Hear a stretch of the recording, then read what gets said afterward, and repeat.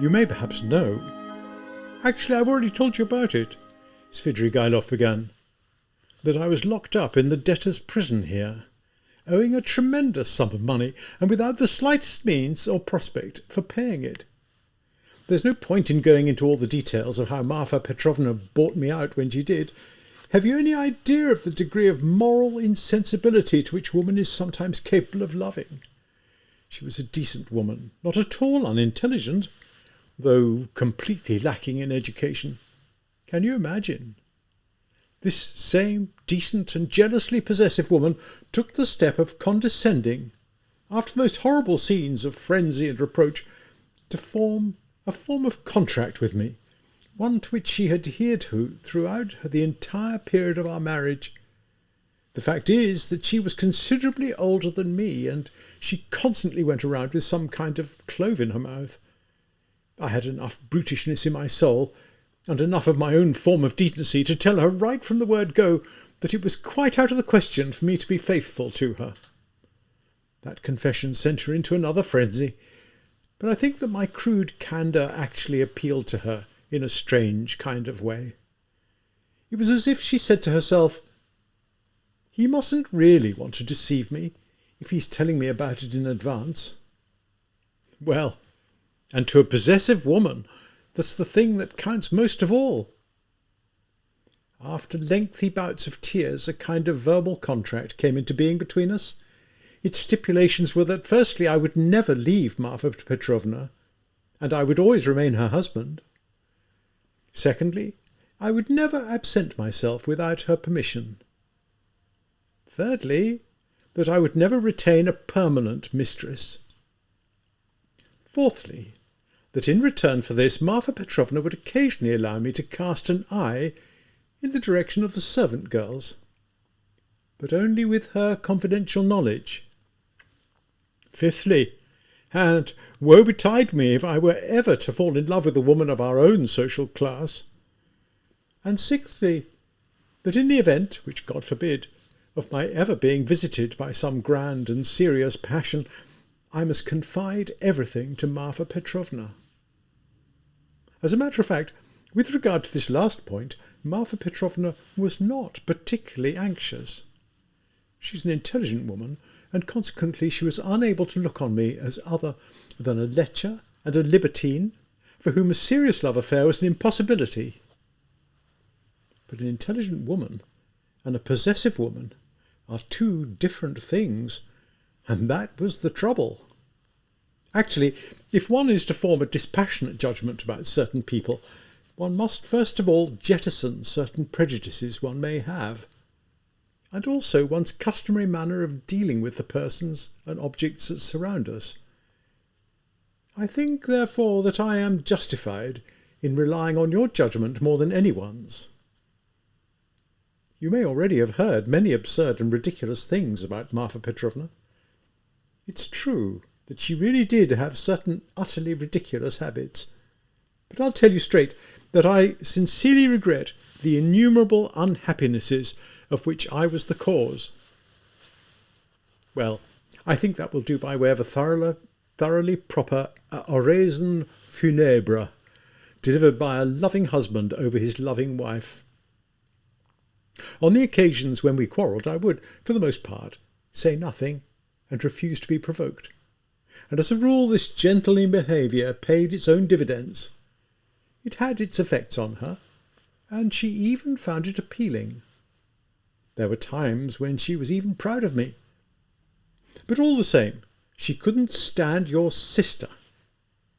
And how on earth did she ever come to take the risky step of employing a raging beauty like that as a governess in her own home? I can only explain it by the fact that Marfa Petrovna was a passionate and susceptible woman, and that she had quite simply fallen in love, literally fallen in love, with your sister. Well, and so there was Avdotya Romanovna. I realized perfectly well, right from the first glance, that this was a bad business. And I determined, what do you suppose, not even to look at her. But Avdotya Romanovna herself took the first step. Can you believe it? Can you believe, moreover, that Marfa Petrovna even went so far as to lose her temper with me for my constant silence on the topic of your sister, and for being so unmoved by her ceaseless and enamoured outpourings about Avdotia Romanovna? I really still have no idea what it was she wanted. Well, and of course, Marfa Petrovna told Avdotia Romanovna all about me, right down to the last detail. She had an unfortunate character trait that drove her to tell every single person our family secrets, and she used to complain to them incessantly about me. So why should she make any exception of her new and beautiful friend? I assume that they talked of nothing but myself, and there can be no doubt that Avdotia Romanovna became acquainted with all those murky and mysterious legendary deeds that are ascribed to me. I'd venture to bet that you've also heard certain things of that kind. Yes, I have. Lutin was accusing you of having caused the death of a child. Is that true? Please, do me the favour of leaving those banal little stories alone, Svidrigailov said, turning away peevishly and with disgust. If you really must know about all that nonsense, I shall tell you about it separately sometime. But now, people have also told me things about some manservant you had on your estate, and said that you were the cause of that too. If you don't mind, that's enough. Svidrigailov broke in again with manifest impatience. Was that the same manservant who used to come and fill your pipe after he had died? The one you told me about yourself? Raskolnikov asked, growing more and more irritated. Svidrigailov gave Raskolnikov a close look, and to Raskolnikov it seemed for a moment as though in that look there flashed, like lightning, a malicious smile. But Svidrigailov restrained himself and answered with the utmost politeness. The very one. I perceive that all this is of extreme interest to you, and I shall consider it my duty to satisfy your inquisitiveness on all these points at the earliest convenient opportunity. Devil take it, I see that it really is possible for me to appear as a romantic personage to certain people. Well then, I think you can judge for yourself the degree to which I am obliged to my deceased Marfa Petrovna for having told your sister so many mysterious and interesting things about me. I do not presume to know what impression it all made on her, but at any rate it did me no harm. For all Avdotia Romanovna's natural aversion towards me, and in spite of my perpetually gloomy and off-putting air, she ended up feeling sorry for me. Sorry for a hopeless case. But when a girl's heart starts to feel sorry, that is, of course, the most dangerous thing that can happen to her. She immediately wants to rescue him, bring him to reason, reanimate him, exhort him to more noble aims, and breathe into him new life and new activity. Well, you know the sort of dreams they have along that line. I at once realized that the bird was going to fly into the net of its own accord, and I, in my turn, made myself ready. Oh, you seem to be frowning, Rodion Romanich. Never fear, sir. The whole business ended in nonsense.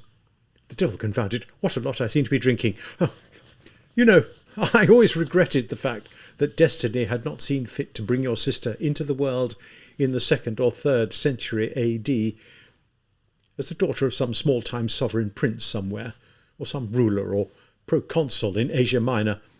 She would, without any doubt, have been one of those who suffered martyrdom, and she would, of course, have smiled as her bosom was seared with the red-hot pincers. She would have walked into all of it on purpose, and in the 4th or 5th century she'd have gone off to the Egyptian desert and lived there for 30 years, nourishing herself on roots, visions, and ecstasies. All that she's thirsting for. All that she demands is to accept torment for someone else's sake as quickly as possible, and if she doesn't get it, she'll probably jump out of the window. I've heard various things about a certain Mr. Razumikin. They say he's a sober-minded fellow. Something in his name suggests he might be a seminarist. Well, let him look after your sister. In a word, I think I've understood her, something I consider to my credit. But back then, back at the beginning of our acquaintance. You know how it is. One's always more stupid and frivolous. One sees things the wrong way, not as they really are. The devil take it, why is she so good-looking? It's not my fault. In a word, I got into all this because of a most uncontrollable surge of physical desire. Avdotya Romanovna is quite horribly, incredibly, unimaginably chaste. Please observe that I tell you this about your sister as a matter of fact. She is chaste to a point where it may be considered an illness, in spite of all her lofty intellect, and it will harm her. At the time, there happened to be a girl with us called Parasha, dark-eyed Parasha, who had just been brought in from another village, a serving maid, and one whom I'd never set eyes on before, very pretty, but unbelievably stupid. She burst into tears, raised a howl that could be heard all over the estate, and there was a scandal. And one afternoon Avdotya Romanovna came specially to see me when I was on my own in an avenue of the orchard, and her eyes flashing demanded that I leave poor Parasha alone. This was almost the first time we'd ever spoken to each other tête-à-tête. I naturally considered it an honour to satisfy her wish. I did my best to pretend shock and embarrassment, and in actual fact played the role rather well. There began toings and froings, mysterious conversations, moral admonitions, beggings, beseechings, even tears. Can you believe it? Even tears. That's how the passion for propaganda gets in some of these girls. Well, of course, I blamed the whole thing on my unhappy lot, pretended to be avid and thirsting for the light, and finally set in motion the principal and most unshakable technique there exists for the subjugation of the female heart, a technique that has never yet failed any man and has the desired effect on every single woman without exception. This technique is the familiar one of flattery. There's nothing in the world more difficult than plain speaking, and nothing easier than flattery. If when a man is trying to speak plainly, 1/100th part of a false note creeps into what he's saying, the result is an instant dissonance, and following it, a scandal. In the case of flattery, however, even if everything in it, right down to the very last note, is false, it sounds agreeable, and is received not without pleasure. Even though it's a crude sort of pleasure, it's a pleasure nonetheless. And no matter how crude the flattery may be, at least half of it always seems genuine. And that's how it is with people of all levels of education and from all layers of society. Even a Vestal Virgin could be seduced with flattery. And where ordinary people are concerned, it's a positive walkover. I can never remember without laughing the time when I seduced a certain lady who was devoted to her husband, her children, and her virtue. How enjoyable it was, and how little work it involved. The lady really was virtuous, in her own way at any rate. My entire tactical method consisted simply in being perpetually overwhelmed by her chastity and in abasing myself before it. I flattered her outrageously, and no sooner had I obtained so much as a squeeze of her hand, or even just a look from her, that I would reproach myself for having wrenched it from her by force, for the fact that she had resisted so violently that I would very likely never have obtained anything at all if I weren't so depraved. That she, in her innocence, had not foreseen the insidious nature of my tactics, and had submitted inadvertently without even knowing it or being aware of it, and so forth and so forth. In a word, I got what I was after, and my lady remained in the highest degree certain that she was innocent and chaste, had fulfilled all her duties and obligations, and had only suffered this lapse quite by accident. Oh, how angry she was with me when I finally told her that in my own sincere conviction she had been just as much in search of pleasure as I. Poor Marfa Petrovna was also horribly susceptible to flattery, and if I'd felt so inclined, I could have had her whole estate transferred to my name while she was still alive. I say, I really am drinking far too much, and talking my head off. I hope you won't lose your temper if I mention now that the same effect had begun to make itself felt on Avdotya Romanovna. But I was stupid and impatient, and I spoiled the whole affair. On several previous occasions, and on one of them quite decidedly, Avdotya Romanovna had told me that she thoroughly abominated the look in my eyes. Can you believe it? She said in so many words that they contained a light that flared up ever more powerfully and recklessly, that frightened her, and had at last become hateful to her. There's no need to go into all the details. The fact is that we parted. At that point I did another stupid thing. I launched myself into the crudest, most jeering tirade against all that propaganda and those attempts to convert me.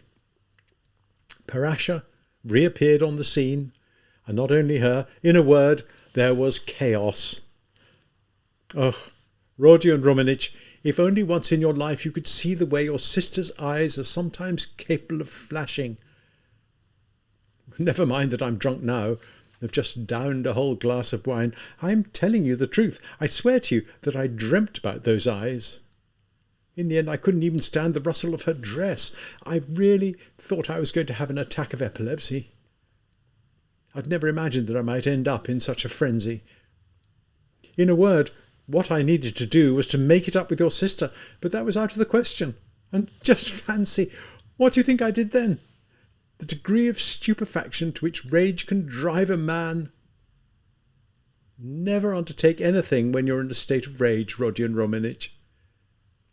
Reckoning that Avdotya Romanovna was, after all, not much more than a pauper. Oh, please forgive me. I didn't mean to, but I mean, one word is as good as another, isn't it, as long as it gets a sense across? That, in a word, she lived by the toil of her hands, that she had both your mother and yourself to maintain. Oh, damn, you're frowning again. I decided to offer her all my money.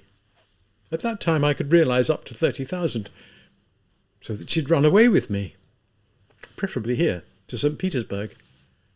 It goes without saying that I have instantly sworn eternal love to her, bliss, all the rest of it. Can you believe it? I was so smitten that if she'd said to me, "Cut Martha Petrovna's throat, or poison her, and marry me," I'd have done it in a flash. But it all ended in the disaster you're already familiar with, and you can judge for yourself the pitch my rage attained when I learned that Marfa Petrovna had got hold of that scoundrelly scribe Lutzin and had practically arranged the wedding, which was, in essence, the same thing I'd have proposed. Have I got it right? Have I? Eh? I notice you started to listen to me very attentively. Interesting young man. Svidrigailov struck his fist on the table with impatience. He'd gone red in the face. Raskolnikov perceived, beyond any doubt, that the glass, or glass and a half of champagne he had drunk, sipping it unnoticeably in little swallows, had had a malignant effect on him. And he decided to take advantage of the opportunity. He regarded Svidrigailov with great suspicion. "Well, after all that, I'm quite convinced that you came to St. Petersburg with my sister in view," he said to Svidrigailov directly, without any attempt at concealment, in order to irritate him even further. "I say, that's enough," Svidrigailov said quickly, as though he'd suddenly gathered his wits. "Look, I told you, and in any case, your sister can't stand me." "Oh, I'm convinced of that too. But that's not the point at issue now." "Convinced, are you?" Svidrigailov narrowed his eyes and smiled a mocking smile. "You're right. She doesn't love me. But never be too sure about the things that go on between a husband and a wife, or a lover and his mistress. There will always be one little corner that will remain obscure to the rest of the world, and which will only be known to the two of them. Are you so certain that Avdotya Romanovna looked on me with revulsion?" "From certain things you said during the course of our conversation, I can see that even now you have your own ends in view, and that you have quite pressing designs on Dunya, which are, of course, villainous ones." "What? Did I say things like that?" Svidrigailov asked in utterly naive alarm, paying not the slightest attention to the epithet attributed to his designs. "Yes, and you're saying them now. Well, what are you so afraid of? Why have you taken fright all of a sudden?" "Me? Afraid? Frightened? Frightened of you? It's rather you who ought to be afraid of me, cher ami. In any case, what rubbish. Actually, though, I'm a bit tipsy. I can feel it. I nearly said something I shouldn't have again. To the devil with this wine. Hey, bring me some water."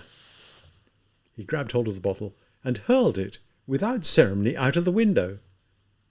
Philip brought some water. "That's a lot of nonsense," Svidrigailov said, wetting a towel and putting it to his forehead. "I can put paid to you with a single word and reduce all your suspicions to nothing. Are you aware, for example, that I'm about to get married?" "You already told me that before." "Told you, did I? I've forgotten. Well, if I did, it can't have been very definite, as I haven't even set eyes on my fiancée then. It was all just plans. However, now I do have a proper fiancée, and the deed is done, and if only I didn't have such urgent business to see to, I'd most certainly take you off to see her, because I want to ask your advice." "The devil, I've only got 10 minutes left. You see, look at the time, but I'll tell you about it anyway, because it's an interesting little knick-knack, my marriage, in its own way. Where are you off to? Going again?" "No, I'm not going anywhere now." "Not going anywhere? We'll see about that. Oh, it's true that I'll take you over there and show you my fiancée, only not just now, as now it will soon be time for you to go. You to the right, and I to the left. Do you know that Restlich woman? The Restlich woman whose apartment I'm staying in just now, eh? Are you listening? Oh, come on. You know the one they say was involved in the drowning of that slip of a girl in winter? Come on, are you listening? Are you listening? Well, it was she who cooked all this together for me. 'You look sort of dreary,' she said. 'It's time you had some fun.' Well, I mean, it's true. I'm a gloomy, dreary sort of fellow. Perhaps you think I'm the cheerful type. Not a bit of it. I'm a gloomy chap. I don't bother anyone. Just stay in my room all the time. Sometimes I don't talk to anyone for 3 days. But that Restlich woman is a rogue, I don't mind telling you. I mean, God knows the things she's got in her head. She thinks I'll get bored with my wife, desert her, go off somewhere. She'll be able to get her hands on her, put her into circulation. In our social set, that is to say, only a bit higher. She says the father's some kind of enfeebled civil servant who's retired now, spends all his days in an armchair and hasn't used his legs for 3 years. She says there's a mother, too, the kind of woman who knows which side her bread's buttered on, the mother is. There's a son who's working in the service out in the provinces somewhere, doesn't lift a finger to help them. One daughter's married, doesn't go to visit them. They have 2 little nephews to look after, as though their own kids weren't enough, and they've taken their younger daughter out of high school. She'll be just 16 in a month's time, and that means they can marry her off to someone. And that someone is me. We went to see them. What a comical set-up they have. I introduced myself, a landowner, a widower from a well-known family, with certain connections, with capital. Well, so what if I am 50 and she's only 16? Who's going to take any notice? I mean, it's tempting, eh? Ha ha! It's tempting. You ought to have seen me talking to her mamma and papa. It would have been worth paying just to watch me. She came in, dropped a curtsy. I mean, can you imagine it? She was still in short skirts, an unopened budlet, blushing and blazing like a sunrise. They had told her, of course. I know what your preferences are concerning the female physiognomy, but if you ask me, those 16 years, those still childish eyes, that shyness, those tears of embarrassment, if you ask me, those are preferable to any beauty. And she's a picture even as it is. She has this flaxen head of hair frizzed up into little lamb-like curls, scarlet, bee-stung lips, legs that are really something. Well, we introduced ourselves. I said I was in a hurry because of family business, and the following day, the day before yesterday that is, we took the blessing. And with that out of the way, Whenever I go there now, I immediately set her on my knee and won't let her down. Up like she blushes like a sunrise again, and I cover her in kisses. Her mother naturally tells her this is the man you're going to marry, and that's what you're required to do. In a word, it's a real pot of honey. Quite honestly, the status of a fiancé I occupy at the moment may even be preferable to that of a husband. It involves what they call la nature et la vérité. Ha ha! I've exchanged intimacies with her a couple of times. The little thing's not at all unintelligent. Sometimes she gives me a secret glance. God, it burns right through me. You know, she has a little face like Raphael's Madonna. The Sistine Madonna has a fantastic face, the face of a sorrowful, holy fool. Didn't that leap to your eyes the first time you saw it? Well, it's something in that genre. The very next day after we'd taken the blessing, I brought her about 1,500 roubles worth of stuff, a diamond gewgaw and a pearl one, and a silver lady's toilet box, about this size, full of all kinds of things, so that the little Madonna's face fairly coloured up. I put her on my knee yesterday, and I must have done it with too little ceremony, for she blushed up all over, and the tears came flooding, though she didn't want me to see them, and she was all on fire. Everyone had gone out for a moment, and she and I were left there alone, and she suddenly flung herself on my neck, the first time she'd done it without prompting, embraced me with both her little arms, kissed me, and swore that she would be an obedient, faithful, and loving wife, that she'd make me happy, that she'd throw her whole life into it, every single minute of her life, that she'd sacrifice everything, and that all she wanted to possess in return for all this was my respect. And other than that, she said, I want nothing, no presents, nothing at all. I think you'll agree that to hear a confession like that alone, with a little 16-year-old angel like that, in a little tulle dress, with her frizzed-up curls, a blush of maidenly modesty on her cheeks, and the tears of enthusiasm in her eyes, I think you'll agree that all that is just ever so slightly tempting. Don't you think so? I mean, it's worth something, eh? Come on, it is, isn't it? Well, listen, we shall go and see my fiancée. Only not right now. In a word, what you're saying is that this monstrous difference in years and development also arouses your lust. And yet you're still going ahead with this marriage. What? But of course, everyone must look out for himself, and the best time is had by those who are best able to deceive themselves. Ha ha, I say, you've really plunged into virtue up to your neck all of a sudden, haven't you? I have a heart, old chap. I'm a sinful man. You don't say so. Though you did find a home for Katerina Ivanovna's children, but you had your own reasons for doing that. I understand it all now. Oh, on the whole, I'm fond of children. I'm very fond of children. Svidrigailov chortled. On that account, I can even relate to you a certain very curious episode that's actually still taking place. On the first day after my arrival here, I called in at one or two of those dives. Well, after 7 years away from the town, I fairly pounced on them. You've probably observed that I'm not in any hurry to get together with my cronies, my former friends and acquaintances. Indeed, I'm trying to hold out for as long as possible without seeing them. You know, all the time I was living out there on Marfa Petrovna's country estate, I kept being tormented by memories of all those mysterious locales and little snuggeries where a man who knows his way around can find a great many things. The devil take it, the common folk are drunk all the time, the educated youth is burning itself out in vain dreams and fantasies, crippling itself on theories. Jews have come flocking in from somewhere, hiding money away, and everyone else is indulging in sexual licence. Within hours of my arrival, I'd fairly got the reek of this city, the old familiar reek. I ended up at a certain soirée dansante, so-called. A terrible dive. I like my dives, with a bit of filth in them. Well, and of course, there was a can-can, of a kind there never was in my time.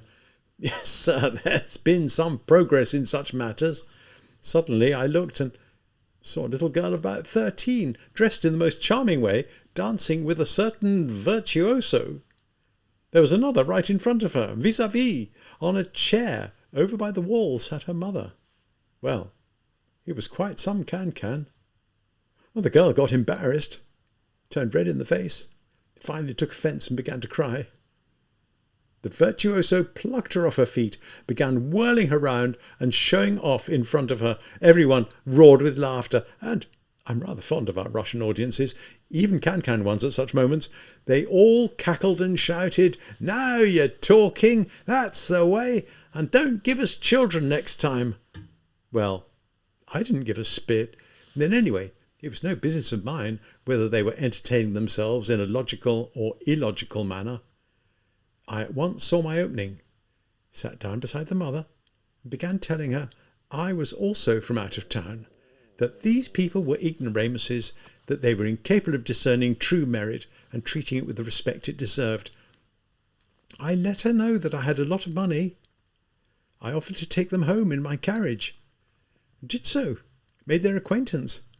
They're living in some little closet of a room that they rent from tenants. They've only just arrived. She told me that she and her daughter could not view my acquaintance as other than an honour. I learned that they were absolutely destitute and had come to press their case in some government office or other. I offered them my services. Money. I learned that they had gone to the soirée by mistake, thinking it was some kind of dancing school. I offered to assist in the young lady's education and give her lessons in French and dancing. They accepted with rapture, considered it an honour, and I'm still friendly with them. If you like, we can go there, only not right now. Enough! Enough of your vile, base anecdotes, you lecherous, base, lustful man. A Schiller, a Russian Schiller, a Schiller no less. Où va-t-elle la vertu se richer? You know, I shall continue telling things like that on purpose, just in order to hear your screams. It's a real pleasure. I bet it is. Don't you think I feel absurd at this moment? Raskolnikov muttered in rage. Svidrigaïlov roared at the top of his voice with laughter. At last he summoned Philip, settled his bill, and began to get up. "Well, I'm drunk. And assez causé," he said. "A real pleasure." "I don't wonder that you feel pleasure," Raskolnikov screamed, also getting up. "Of course, it's a pleasure for a shabby old lecher to narrate his exploits, with another monstrous design of the same type in view, particularly in circumstances like these, and to a person like me. It gets you aroused." "Well, if that's how you see it," Svidrigaïlov replied, with a certain astonishment now, studying Raskolnikov. "If that's how you see it, then you yourself are a cynic to be reckoned with. At least you've got the material for one inside you in abundance. You're able to perceive a lot of things. Well, and that means you can do a lot of things too. But anyway, that's enough. I sincerely regret not having had longer to talk to you, and you're not going to get away from me. Just wait a little, that's all." Svidrigaïlov walked out of the inn. Raskolnikov followed him. Svidrigaïlov was not really very drunk. The wine had gone to his head momentarily, but the intoxication was growing less every moment. He was very preoccupied with something intensely important, and he was frowning. It was evident that some kind of anticipation was agitating and worrying him. During the last few moments, his attitude towards Raskolnikov had undergone a change, and with each moment that passed, was becoming coarser and more mocking. Raskolnikov had taken note of all this, and was also in a state of anxiety. Svidrigaïlov had become highly suspicious to him. He decided to follow him. They emerged onto the pavement. "You to the right, and I to the left.